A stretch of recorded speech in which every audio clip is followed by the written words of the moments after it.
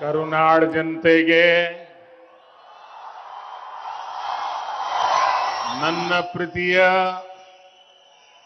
ನಮಸ್ಕಾರಗಳು.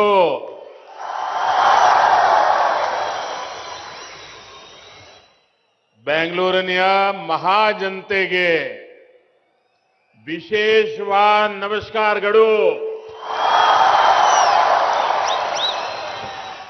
ಕರ್ನಾಟಕ ರಾಜ್ಯಪಥ ಪಾಲಿಗೆ ಇಂದು ಮಹತ್ವದ ದಿನವಾಗಿದೆ. ರಾಜ್ಯದಲ್ಲಿ ಹಲವಾರು ಮೂಲಭೂತ ಸೌಕರ್ಯ ಕಲ್ಪಿಸುವ ಯೋಜನೆಗಳನ್ನು ಜಾರಿಗೊಳಿಸಲು ನನಗೆ ಬಹಳ ಸಂತೋಷವಾಗುತ್ತದೆ.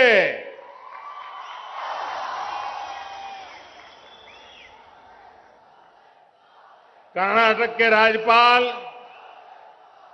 श्री थावरचंद जी गहलोत, कर्नाटक के जनप्रिय मुख्यमंत्री श्री बसवराज जी, केंद्रीय मंत्रिपरिषद के मेरे सहयोगी प्रहलाद जोशी जी, कर्नाटका सरकार के मंत्रीगण, सांसद और विधायकगण, बेंगलुरु के मेरे सभी भाई और बहनों, नमस्कार. डबल इंजन सरकार ने कर्नाटका के तेज विकास का जो भरोसा आपको दिया है, उस भरोसे के आज हम सभी एक बार फिर साक्षी बन रहे हैं. आज 27,000 करोड़ रुपए से अधिक के प्रोजेक्ट का लोकार्पण और शिलान्यास हो रहा है. ये project higher education, research, skill development, health, connectivity ऐसे कई आयामों के साथ आपकी सेवा के लिए तैयार हो रहे हैं. यानी ये प्रोजेक्ट ईज ऑफ लिविंग और ईज ऑफ डूइंग बिजनेस दोनों को बल देने वाले हैं. भाइयों और बहनों, यहां आने से पहले मैं इंडियन इंस्टीट्यूट ऑफ साइंस और अंबेडकर स्कूल ऑफ इकोनॉमिक्स, उस यूनिवर्सिटी में शिक्षा, रिसर्च और इनोवेशन को बहुत समझने के लिए, उनके उत्साह को अनुभव करने के लिए आज मैं उनके बीच में हूं और नई ऊर्जा लेकर के निकला हूं. मैं इन कार्यक्रमों से जुड़े देश के प्राइवेट सेक्टर की भी भूरी भूरी प्रशंसा करता हूं. अब यहां कनेक्टिविटी से जुड़े उत्सव को आपके साथ, आपके बीच आकर के और जो उमंग और उत्साह से आप लोग भरे हैं, मैं भी आपके साथ इसको सेलिब्रेट कर रहा हूं.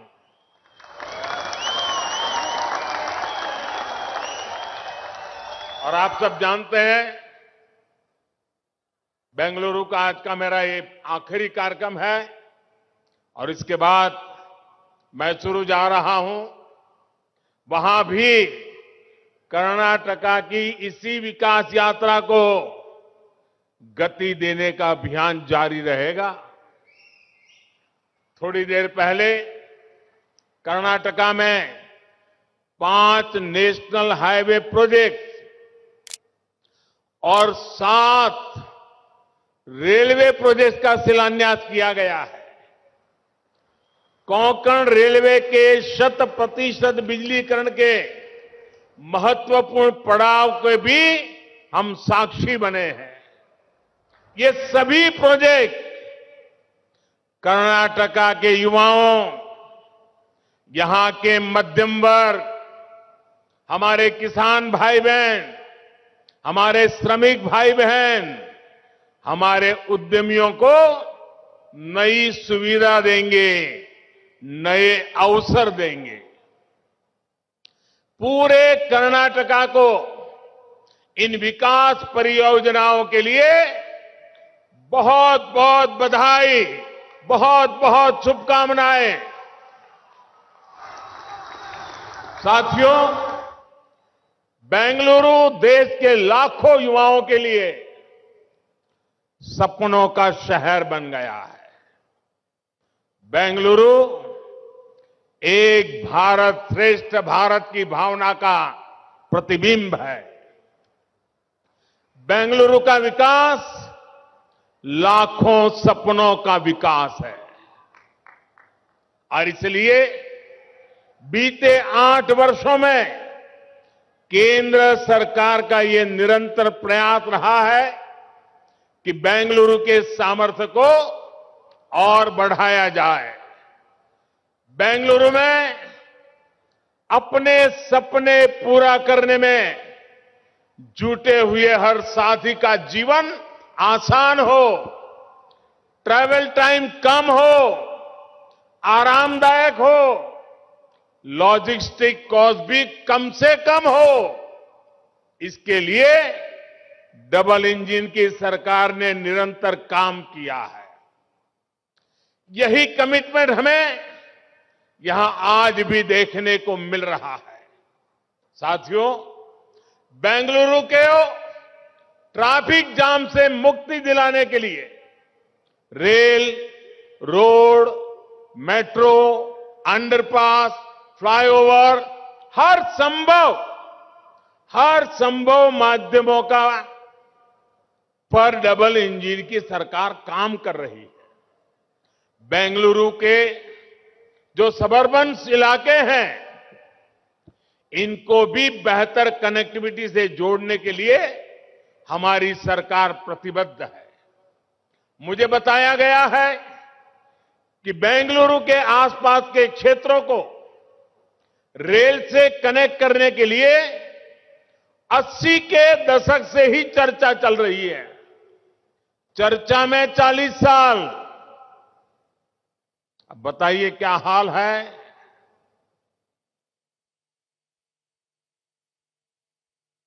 40 साल चर्चा में गए हैं।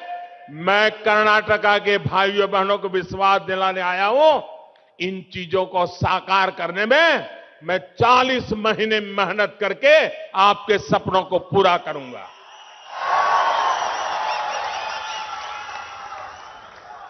आप जानकर के हैरान हो जाएंगे, 16 साल तक ये प्रोजेक्ट फाइलों में लड़खड़ाते रहे। मुझे खुशी है कि डबल इंजन की सरकार कर्नाटका की जनता के, बेंगलुरु की जनता के हर सपने को भी पूरा करने के लिए जी जान से जुटी हुई है। बेंगलुरु सबर्बन रेलवे से बेंगलुरु की कैपेसिटी के विस्तार में बहुत मदद मिलेगी। ये प्रोजेक्ट बेंगलुरु शहर में ही रहने की मजबूरी को कम करेगा। और मैं बताता हूं साथियों, अगर 40 साल पहले जो काम करने चाहिए थे, जो काम 40 साल पहले पूरे होने चाहिए थे, आज मुझे वो काम 40 साल के बाद करने की मेरे नसीब में आया है।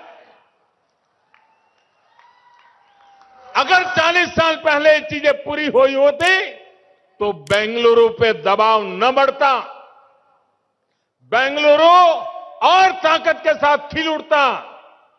लेकिन 40 साल ये कम समय नहीं है। लेकिन साथियों, आपने मुझे मौका दिया है। मैं अब समय गंवाना नहीं चाहता हूं।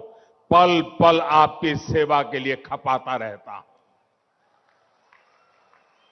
साथियों, आसपास के सैटेलाइट टाउनशिप, सबर्बन और ग्रामीण इलाके जब रेल आधारित रैपिड ट्रांजिट सिस्टम से कनेक्ट हो जाएंगे तो उसका मल्टीप्लायर इफेक्ट होने वाला है। सबअर्बन रेलवे की तरह ही बेंगलुरु रिंग रोड भी शहर के कंजेशन को कम करेगा। ये 6 नेशनल हाईवे और 8 स्टेट हाईवे को कनेक्ट करेगा, यानी कर्नाटका के दूसरे हिस्सों में जाने वाली गाड़ियों की बहुत बड़ी संख्या को बेंगलुरु शहर में एंट्री की जरूरत ही नहीं पड़ेगी। आप भी जानते हैं कि नीलमंगला से तुमकुरू के बीच का जो ये नेशनल हाईवे है, इसके इर्द गिर्द ज्यादातर इंडस्ट्रीज है।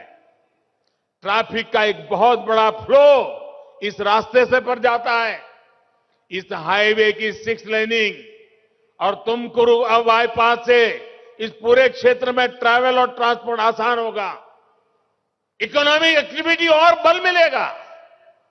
धर्मस्थला मंदिर, सूर्य मंदिर और जॉग फॉल्स जैसे आस्था और पर्यटन के अहम केंद्रों की कनेक्टिविटी को बेहतर करने के लिए जो काम हो रहा है, वो भी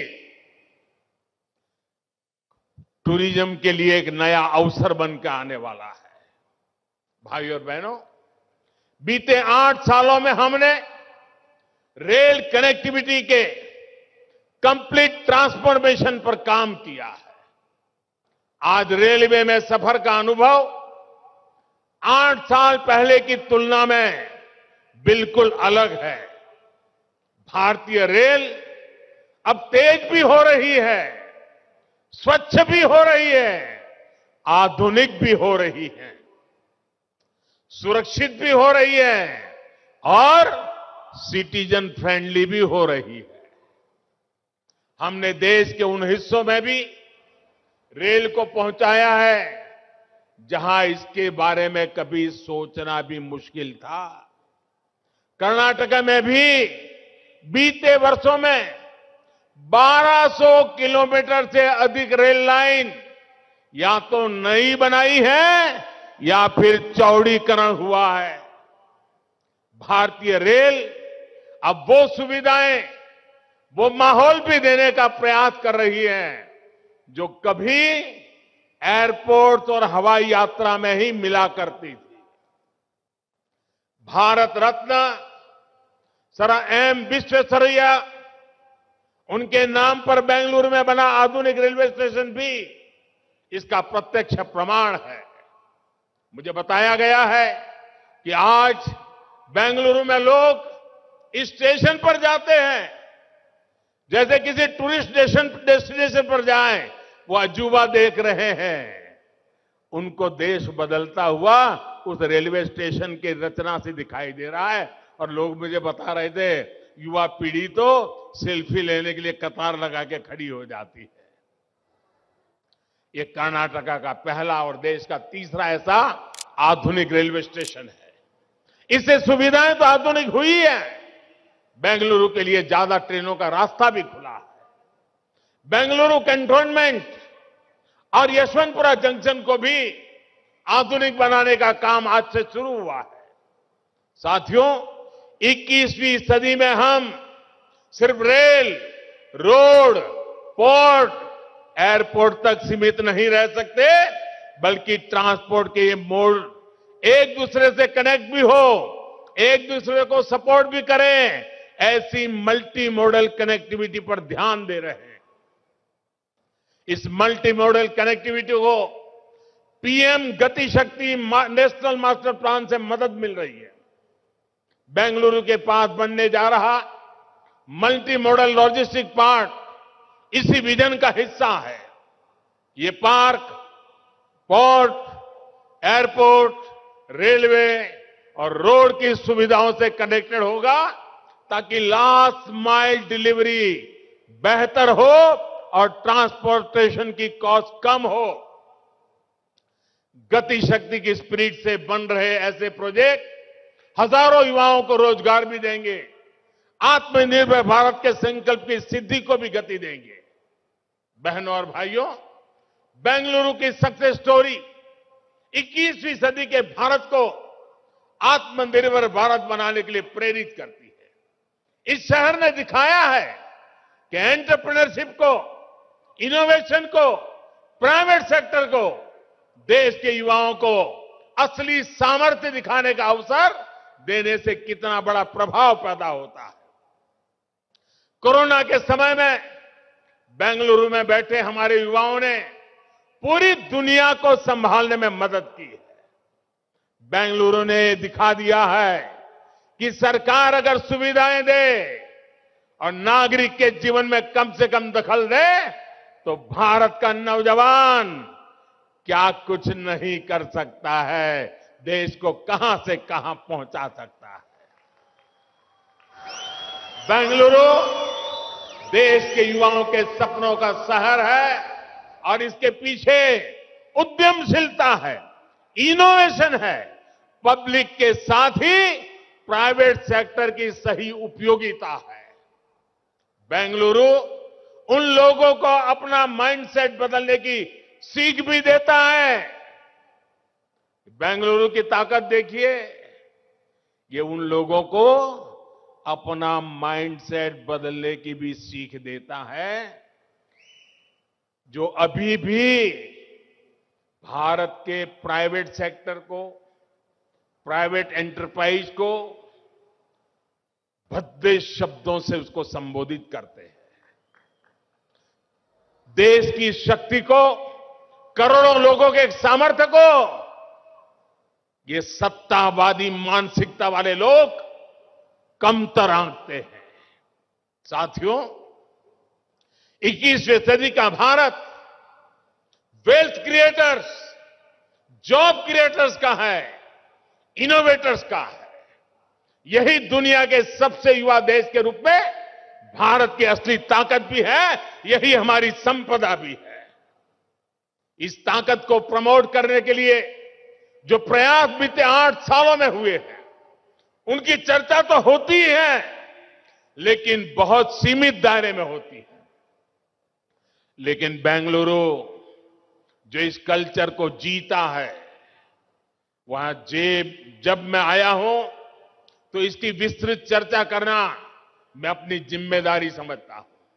भाई और बहनों, भारत में खेती के बाद सबसे बड़ा अगर एम्प्लॉयर है तो एसएमई सेक्टर है हमारा, जो देश के टियर 2, टियर 3 शहरों की इकोनॉमी को बहुत बड़ी ताकत दे रहा है। एमएसएमई इस सेक्टर से देश के करोड़ों लोग जुड़े हुए हैं। लेकिन हमारे यहां एमएसएमई की परिभाषा ही ऐसे रखी गई थी कि अगर वो खुद का विस्तार करना चाहते थे तो उनका नुकसान होता था। इसलिए वो अपने वेंचर को बड़ा करने के बजाय उसे छोटे उपक्रम की तरफ ले जाते थे।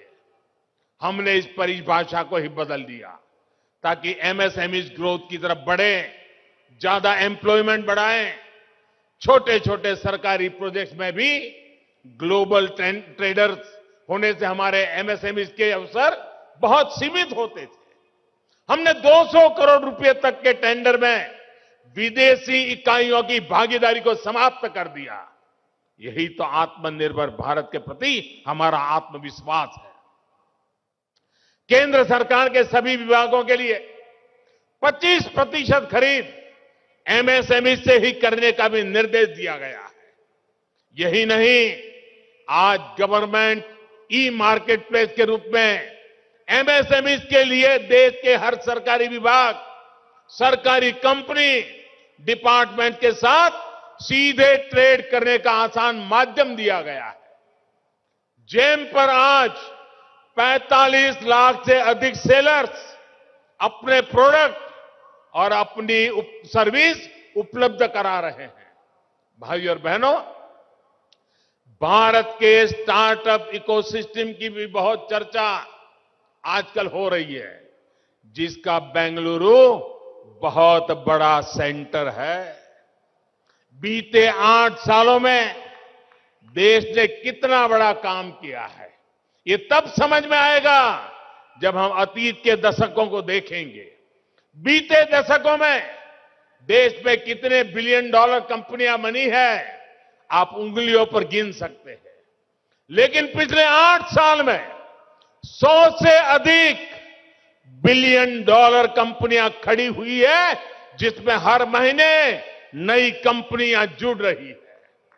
8 साल में बने इन यूनिकॉर्न्स की वैल्यूएशन आज लगभग 150 अरब डॉलर है, यानी कि करीब करीब 12 लाख करोड़ रुपए हैं। देश में स्टार्टअप इकोसिस्टम कैसे बढ़ रहा है, ये बताने के लिए मैं आपको एक और आंकड़ा देता हूं। 2014 के बाद पहले 10,000 स्टार्टअप तक पहुंचने में हमें लगभग 800 दिन लगे थे। मैं दिल्ली में आपने मुझे सेवा करने के लिए बिठाया, उसकी बात करता हूं, उसके बाद की। लेकिन हाल में जो 10,000 स्टार्टअप इस इकोसिस्टम में जुड़े हैं, वो 200 दिन से भी कम ही जुड़े हैं। तभी बीते 8 साल में हम कुछ 100 स्टार्टअप के बढ़कर आज 70,000 के पड़ाव को पार कर चुके हैं। भाई और बहनों, स्टार्टअप्स और इनोवेशन का रास्ता आराम का, सुविधा का नहीं है। और बीते 8 सालों में देश को इस रास्ते पर तेजी से बढ़ने का रास्ता भी आसान नहीं था, सुविधा का नहीं था। कई फैसले, कई रिफॉर्म तात्कालिक रूप से अप्रिय लग सकते हैं, लेकिन समय के साथ उन रिफॉर्म का लाभ आज देश अनुभव करता है। रिफॉर्म का रास्ता ही हमें नए लक्ष्यों, नए संकल्पों की तरफ ले जाता है। हमने स्पेस और डिफेंस जैसे हर उस सेक्टर को युवाओं के लिए खोल दिया है, जिनमें दशकों तक सिर्फ सरकार का एकाधिकार था।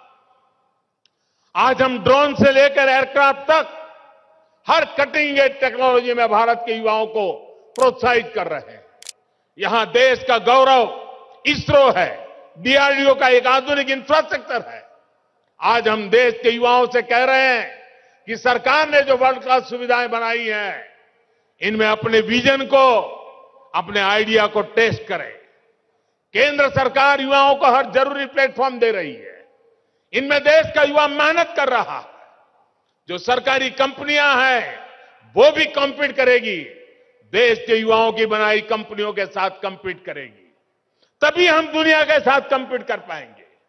मेरा साफ मानना है, उपक्रम चाहे सरकारी हो या फिर प्राइवेट, दोनों देश के एसेट हैं। इसलिए लेवल प्लेइंग फील्ड सबको बराबर मिलना चाहिए। यही सबका प्रयास है।